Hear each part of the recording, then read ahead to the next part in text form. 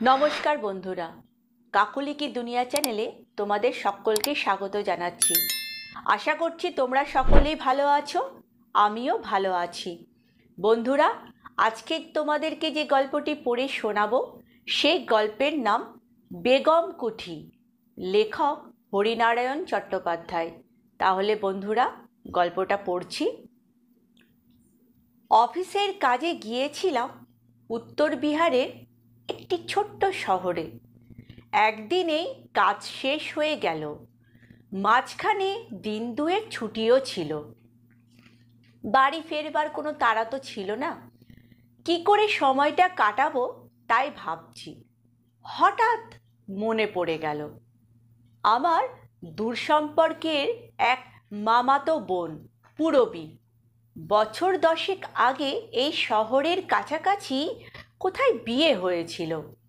পূরবী বিয়ের পর তার শ্বশুরবাড়ি যাবার জন্য আমাকে অনেকবার চিঠি লিখেছিল।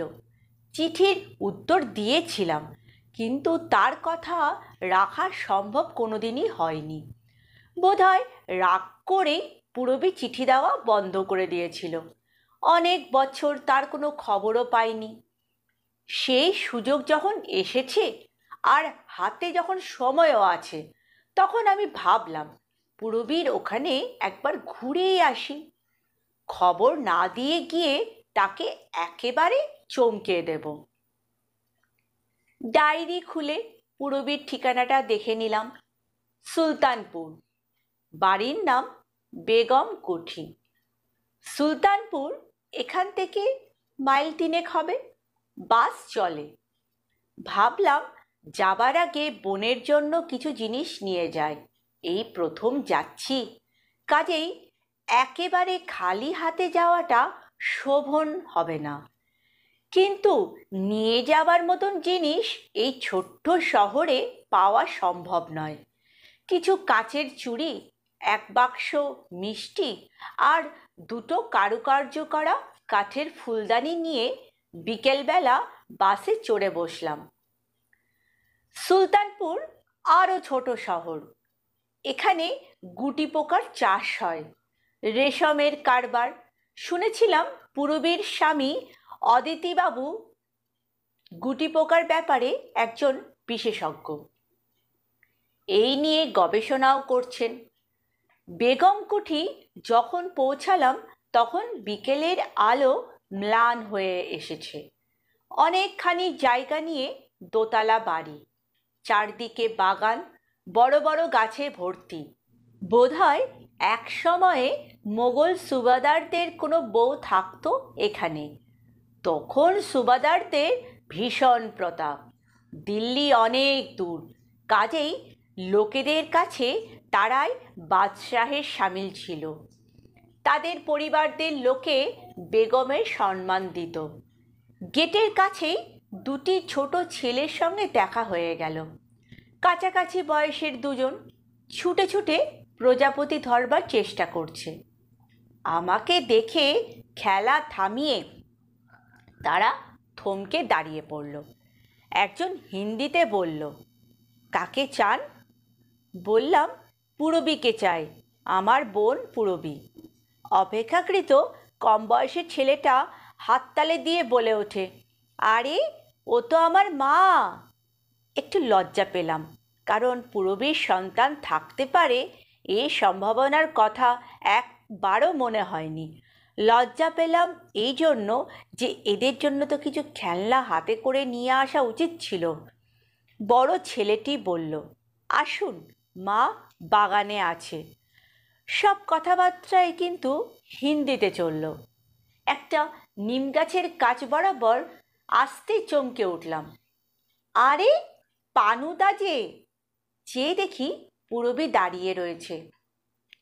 আগের চেয়ে একটু ভারী হয়েছে শরীর, একটু ফর্সাও হয়েছে। কোথায় ছিলে?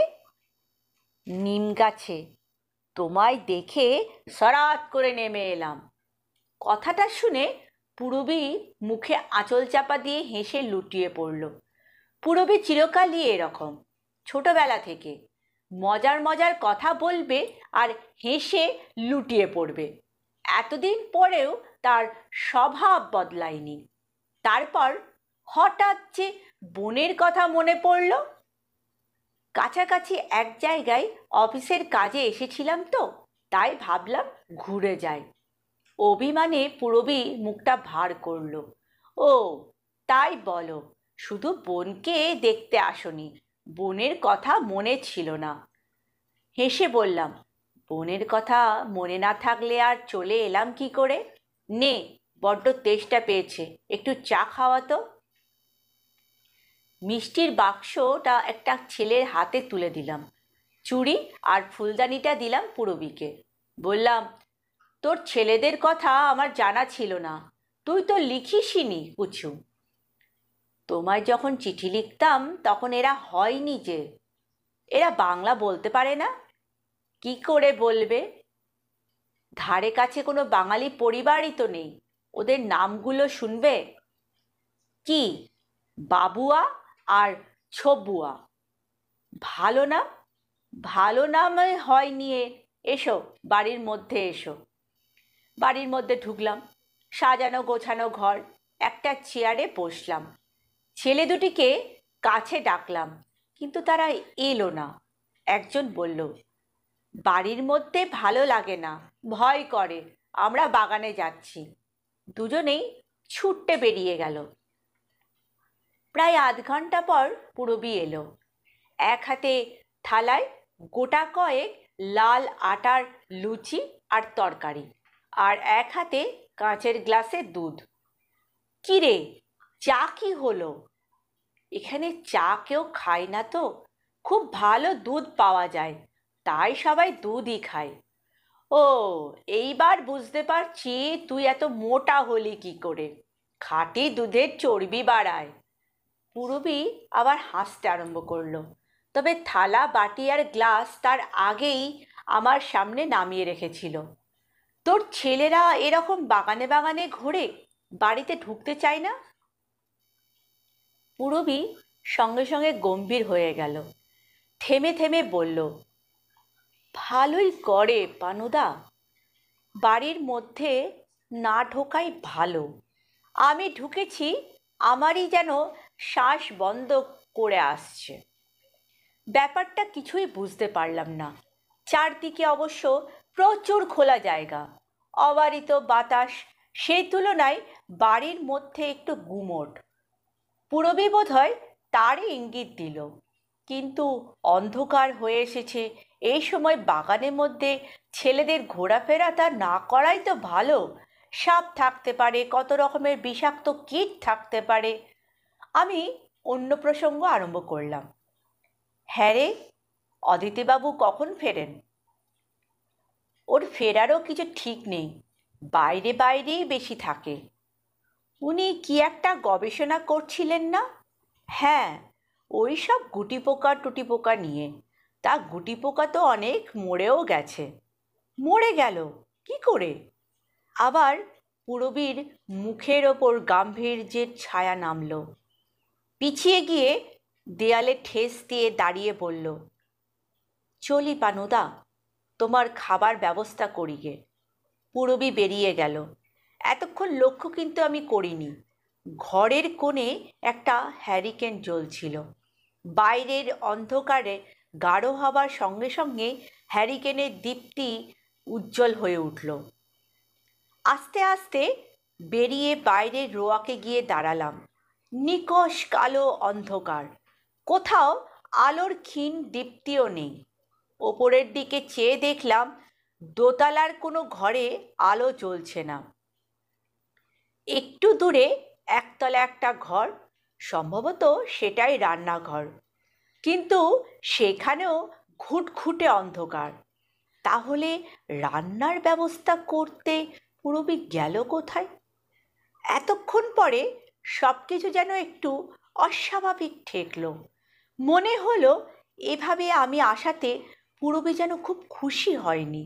আশা করেছিলাম আমার কাছে বসে গল্প করবে, আমার মা বাবার কথা জিজ্ঞাসা করবে, আমার বউ ছেলে মেয়ের খবর নেবে, কিন্তু সেসব তো কিছুই করলো না। ক্ষুণ্ণ মনে আবার ঘরের মধ্যে গিয়ে ঢুকলাম। রাত বাড়ছে, বাইরে একটা প্যাঁচা ডেকে উঠল। ঘরের কোণে একটা তক্ষকের ডাকও শোনা গেল। বেশ খিদেও পেয়েছে, পেটের নাড়িগুলো মোচড় দিয়ে উঠল। আস্তে আস্তে পায়চারি করতে আরম্ভ করলুম। নিঝুম বাড়ি, বাবুয়া ছবুয়ার গলার স্বরও শোনা গেল না। বড্ড দেরি হয়ে গেল পানুদা, পোড়া বাড়িতে কিছুই নেই, সব আনতে হলো, নিজেকে ছুটতে হলো দোকানে। ঘরের মধ্যে ঢুকতে ঢুকতে পুরবী বলল, তোকে কেন, বাড়িতে কি চাকর বাকর কেউ নেই? আর বলো না, এ হতবাগা দেশে মানুষ আছে নাকি? নাও বসো। পুরবী টেবিলের ওপর থালাটা রাখল, পাশে জলের গ্লাস। বসেই হতাশ হলাম। কখানা আধপোড়া রুটি, একটা কুমড়োর তরকারি, আর সঙ্গে আমারই দেওয়া একটা মিষ্টি। এই সামান্য রান্নার জোগাড় করতেই পুরবী রাত কাবার করে ফেলল। বেশ বুঝতে পারলাম আমি অবাঞ্ছিত অতিথি। আমার এখানে আসাটা পুরবীর মোটেই মনোপুত হয়নি। ঠিক করলাম ভোরের আলো ফোটবার সঙ্গে সঙ্গেই পালাবো, আর একদিনও এখানে নয়। পেটে আগুন জ্বলছিল, কাজেই নির্বিচারে সেই আধপোড়া রুটিগুলোর সদ্ব্যবহার করলাম। মুখ ধুয়ে পুরবীকে বললাম, শোবার ব্যবস্থা করে দে, বড্ড ক্লান্ত লাগছে, কাল সকালেই বরং অদিতিবাবুর সঙ্গে দেখা করব। এদিকের ঘরে এসো। পুরবী আঙুল দিয়ে পাশের ঘরের দিকে দেখালো। তার পিছন পিছন পাশের ঘরে ঢুকলাম। জানলা নেই, একটা ঘুলঘুলি, তার নিচে একটা দড়ির খাটিয়া পাতা।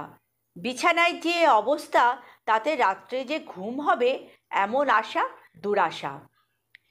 একটা কথাও না বলে মনের রাগ মনে চেপে খাটিয়ার উপর শুয়ে পড়লাম। শোবার সঙ্গে সঙ্গেই দড়িগুলো আর্তনাদ করে উঠল। এপাশ ওপাশ করতে সাহস হলো না, কি জানি যদি ছিঁড়ে যায়। শুয়ে শুয়ে ঘরটা নিরীক্ষণ করলাম। বোধহয় মোগল যুগে বদমাইশ প্রজাদের শায়েস্তা করার জন্য এই ঘরটা ব্যবহৃত হতো। ঘুলঘুলিটা কোনো রকমে বন্ধ করে দিলে বাইরের আলো বাতাসের সঙ্গে কোনো সম্পর্কই থাকবে না। শরীর আর মন দুই ক্লান্ত ছিল। নানা চিন্তা করতে করতে একসময় ঘুমের কোলে ঢলে পড়েছিলাম। হঠাৎ মাঝরাতে ঘুমটা ভেঙে গেল। ঘুম না ভেঙে উপায়ও ছিল না। মনে হলো খাটিয়াটা ধরে হিড় হিড় করে কারা যেন ঘরময় টেনে বেড়াচ্ছে। চোখ খুলতেই খাটিয়াটা স্থির হয়ে গেল। ভাবলাম ঘুমের ঘোরে স্বপ্ন দেখেছি, কিন্তু ভালো করে এদিক ওদিক দেখেই আশ্চর্য হয়ে গেলাম। সবার সময় খাটিয়াটা ঘুলঘুলির তলায় ছিল, কিন্তু এখন তো খাটিয়াটা একেবারে উল্টো দিকে, অর্থাৎ চৌকাঠের কাছে। ধড়মড় করে উঠে বসলাম। আমার ওঠার সঙ্গে সঙ্গে খাটিয়াটাও যেন 2 ফিট শূন্যে উঠে আবার আস্তে আস্তে মেঝের ওপর নেমে এলো। গতিক মোটেই সুবিধার নয়। নেমে নেমে পাশে রাখা পাঞ্জাবিটা গায়ে দিয়ে নিলাম। জুতো জোড়াও পরলাম। বাইরে যেন কাদের গুঞ্জন, চাপা হাসি আর কথাবার্তার আওয়াজ। পা টিপে টিপে বাইরে এসে দাঁড়ালাম। অবারিত জ্যোৎস্না, চারিদিক দিনের মতন পরিষ্কার। দেখতে একটু অসুবিধা হলো না। নিম গাছের তলায় 4 জন বসে, পুরবী, বাবুয়া, ছবুয়া আর একজন ভদ্রলোক। তিনি নিশ্চয়ই অদিতিবাবু। কিন্তু কারোরই রক্ত মাংসের শরীর নয়, শুধু কঙ্কাল। সবাইয়ের মাঝখানে কি একটা পড়ে আছে। হাত দিয়ে তুলে তুলে 4 জনেই একটু একটু করে মুখে দিচ্ছে। বাইরে যেতে হলে ওই নিম গাছের পাশ দিয়ে যেতে হবে। উপায় নেই, যেমন করেই হোক আমাকে এই বেগম কুটি ছেড়ে পালাতেই হবে। খুব সন্তর্পণে গাছের আড়াল দিয়ে এগোতে আরম্ভ করলাম। জুতো জোড়া খুলে হাতে নিলাম। একেবারে নিম গাছটার কাছাকাছি যেতে বুঝতে পারলাম ওদের সামনে একটা মরা ছাগল। তারই নাড়ি ভুঁড়িগুলো টেনে টেনে বার করে সবাই মুখে দিচ্ছে। মুখের দুপাশ দিয়ে বেয়ে যাচ্ছে টাটকা রক্ত। হাত তোলা আর নামানোর সঙ্গে সঙ্গে হাড়ে হাড়ে লেগে শব্দ হচ্ছে, ঠক ঠক ঠক। কোনো রকমে ফটকের বাইরে কয়েক পা আসতেই পিছনে একটা দারুণ শব্দ। চমকে ঘাড় ফিরিয়ে দেখলাম বেগম কুঠি ভেঙে পড়ছে। ইটের টুকরো, দরজা জানলা কাঠ ছিটকে পড়ছে চারিদিকে। জুতো হাতে করে তীর বেগে ছুটতে শুরু করলাম। কেবল মনে হতে লাগলো পিছনে 4টে কঙ্কাল মূর্তিও ছুটে আসছে। ধরতে পারলে ওই ছাগলটার মতনই রক্তমাখা আমার নাড়ি ভুঁড়িগুলো টেনে বের করে জলযোগ সারবে। কতক্ষণ দৌড়েছিলাম মনে নেই। শেষ দিকে পথ ছেড়ে মাঠে নেমে পড়েছিলাম। কাটা গাছ, জল, কাদা, কোনো দিকে দিকপাত করিনি। চলতে চলতেই দূরের পেটা ঘড়িতে ঢং ঢং ঢং করে 3টে বাজতে শুনলাম। আচমকা একটা লোকের সঙ্গে ধাক্কা লাগতে ছিটকে পড়ে গেলাম। মুখ দিয়ে কেবল গোঁ গোঁ শব্দ বের হলো। একটু পরে জ্ঞান ফিরতে দেখলাম একজন চৌকিদার আমার মুখের উপর ঝুঁকে রয়েছে। বুঝতে পারলাম তার সঙ্গে ধাক্কা লেগেছিল। সব শুনে চৌকিদার বলল, আরে রামজি, বেগম কুটি তো সেই বড় ভূমিকম্পের সময় ভেঙে চুরমার হয়ে গেছে। এক বাঙালি বাবু, তার औरत আর 2 ছেলে সব বাড়ি চাপা পড়ে তো খতম। ওই জায়গার পাশ দিয়ে কেউ যায় না। নানা রকম শব্দ শোনে, হরেক রকম মূর্তি দেখে। আমিও ওদিকে পাহারায় যাই না। আমি নিজে এক औरतকে নিম গাছের মধ্যে মিশে যেতে দেখেছি। এই ঘটনার পর অনেক দিন কেটে গেছে। এখনও মাঝে মাঝে বেগম কুঠির সেই রাতের ঘটনাটা স্বপ্নে দেখা দেয়। আর্তনাদ করে বিছানার ওপর উঠে বসি। বাকি রাতটা আর ঘুমোতে পারি না। পাড়ার 2-1জন মাতব্বর বলছে গয়ায় এদের পিণ্ডি দিয়ে আসতে। ভাবছি কি করব। বন্ধুরা, কেমন লাগলো গল্পটি? যদি ভালো লাগে তাহলে কমেন্ট করে অবশ্যই জানিও। আর আমার চ্যানেলটিকে লাইক আর সাবস্ক্রাইব করতে ভুলো না যেন, ঠিক আছে বন্ধুরা? আর পারলে সবার কাছে শেয়ার করে দিও। আজকের মতন বিদায় নিচ্ছি। পরে আরেকটা গল্পের সাথে তোমাদের কাছে হাজির হয়ে যাব। ততক্ষণের জন্য টাটা।